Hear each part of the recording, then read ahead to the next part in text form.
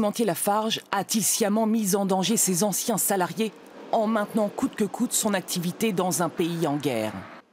C'est ce que soutient Nidal Wahbi, chargé de 2010 à 2012 des ressources humaines dans l'usine syrienne du groupe Lafarge. Il est à Paris pour témoigner devant la justice française contre son ancien employeur.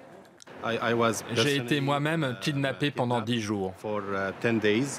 Ils m'ont kidnappé seulement parce que je travaillais chez Lafarge. Ils n'ont pas payé pour vous? Pas une seule livre syrienne. Rien.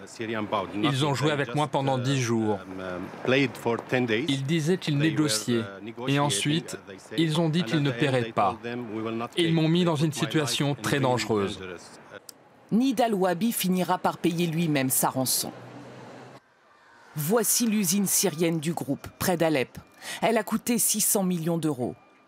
Pour continuer à la faire tourner alors que toutes les entreprises françaises avaient quitté le pays, Lafarge aurait pris tous les risques, en finançant notamment à partir de 2012 des groupes terroristes via des intermédiaires. Des versements de l'ordre de 100 000 $ par mois, dont 20 000 pour le groupe État islamique. Parmi les éléments compromettants, les laissez-passer payés par Lafarge pour permettre à ces camions de circuler dans le pays.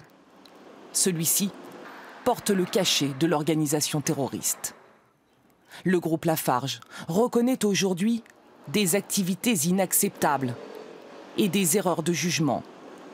Mais son ancien responsable Moyen-Orient affirme que l'État français était informé de ses activités en Syrie.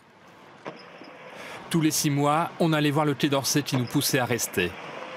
Si l'État français a été possiblement impliqué, les juges d'instruction devront étudier en profondeur cette possible implication. Plusieurs organisations non gouvernementales ont porté plainte contre le groupe Lafarge pour financement du terrorisme.